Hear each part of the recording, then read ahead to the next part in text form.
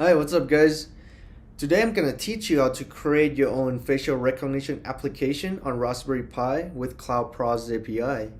And because I used to run into a lot of issues in the past following YouTube videos where I had different operating systems or installed software or anything like that, today I'm gonna start from the very beginning, which is flashing the SSD card. This is to ensure that you have absolutely no problems following any of the steps, and to ensure that by the time you finish this video, you already have the running application that can detect your face or any faces you like. And let's get started. And for the hardware for this video, I'm gonna be using Raspberry Pi 5 with the Raspberry Pi camera cable and the Raspberry Pi global shutter camera.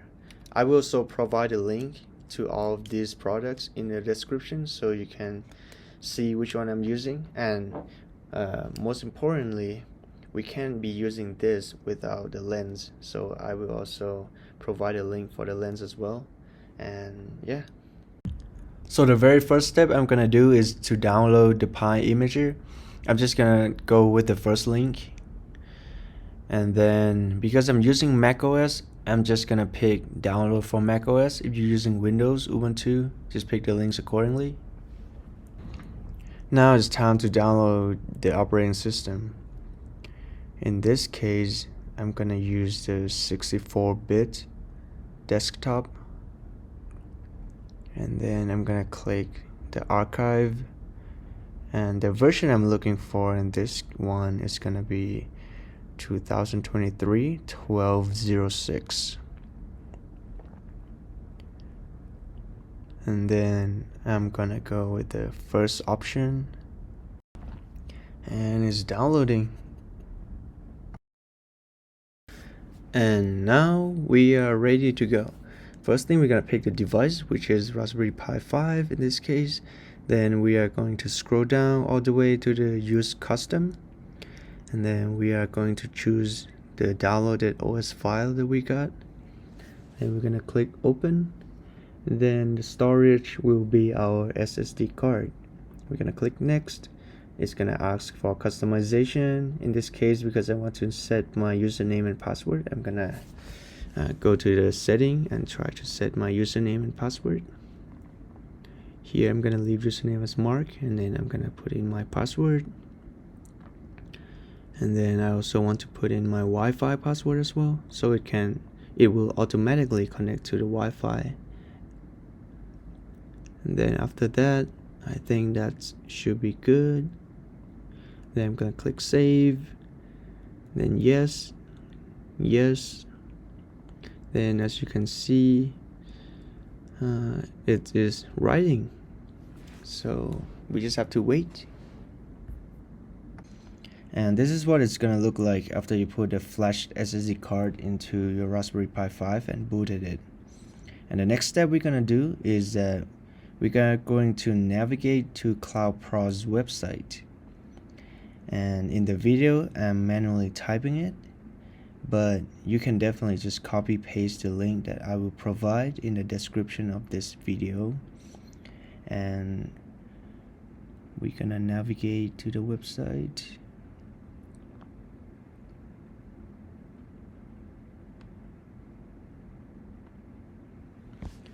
And after we reach the website, the next thing you want to do is to sign up for the API key. Because the product that we are using requires us to have an API key, we are going to sign up with the form provided and just click get started. And because the company is relatively new, it's providing free trials to all users at this moment. So if you just go ahead and sign up, they will probably get back to you within 24 hours and just give you your API key, which you can just use after this for free. And it will give you about 500 API calls per month. Then we are going to the product, going to the GitHub link. And then as you can see that they have a section for a newly flashed SSD card. We basically will just copy paste the command, but before that we have to clone the repository. So we're just gonna copy the URL, type in git clone, and then we're gonna paste in the URL and then hit enter.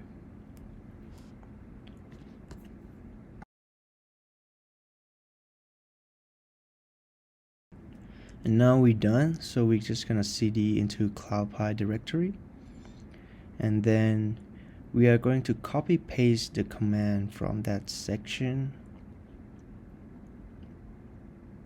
And just a heads up, these commands will take forever, so in the video I'm just gonna fast forward to the time that I'm done. But if you guys are waiting and feel like it's taking so long, that's completely normal. And now we're done. So the next thing we want to do is that we try to create a collection and add a face into the collection. But before we can do that, we have to have the API key first.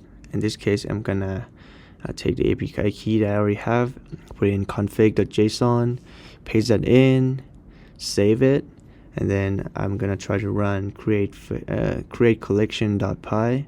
And as you can see, that it needs some arguments. So this time I'm gonna feed in some arguments, which is the collection name and then user ID, which you will get in the email after you sign up for the Cloud-Proz API. And then next step, I'm gonna try to add my face into the collection. In this case, I already have my face, which is mark.jpg.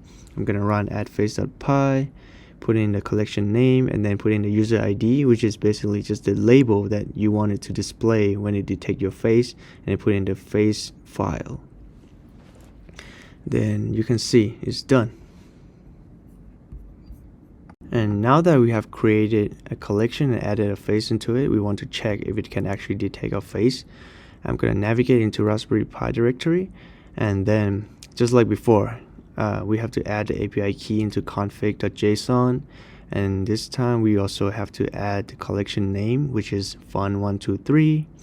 Then I'm gonna save it, and before we can start, we have to open up another terminal. And the way this works is that this terminal will control the API and the other terminal will control the video. And on this terminal, the newly created one, I'm gonna run the API with python api.py, and then on the other one, I'm gonna run python main.py. And because I'm VNCing into the Raspberry Pi, and I don't want it to be super lagging, so I'm not gonna open up the video on Raspberry Pi. Instead, I'm gonna use the URL and then go to my MacBook, put it in, make sure I put in /video_feed, and then here we go. It can detect my face with the bounding box. As you can see, the bounding box is a little bit delayed. Alright, I hope you have fun. Just to wrap up, today we flashed the SSD card, we signed up for the API key, we downloaded the repository, created a face collection, added a face to the collection, and most importantly, we were able to create an application that was able to detect our face in real time. However, as you can see in the video, there was still a lot of delay with the bounding box.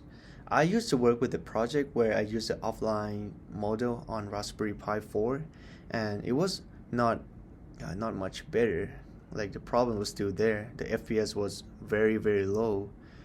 However, in this case, you can see that the FPS was pretty stable. Like, the frame rate was pretty good. The delay was just with the bounding box. This was because of the API call that we have to wait until it was sent. We have to wait until it comes back. We have to use the response to put a bounding box on. So that was definitely something that you have to think about in terms of trade-off between using offline and online model. However, most importantly, it's very convenient to use. This is one thing that you also want to consider, because you do not have to train any model, and to detect a face, the only thing you need is just one photo. you don't need like a bunch of photos to detect one face. You just have to add one face to the collection, and that's it. It can detect your face now.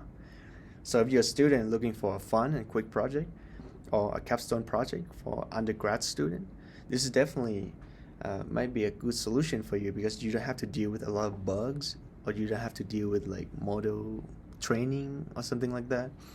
And on a higher level, if you are entrepreneurs trying to create a proof of concept or an MVP, trying to pitch for better equipment, this is definitely a good start for you to try, and then show the venture capital that, oh, this is what my product is going to do in this. Right now, it still have a lot of delay, but if you get a lot of funding, you can get a better equipment, then it definitely can improve. So yeah, I think that's it for today. Thank you for watching, and see you in the next video.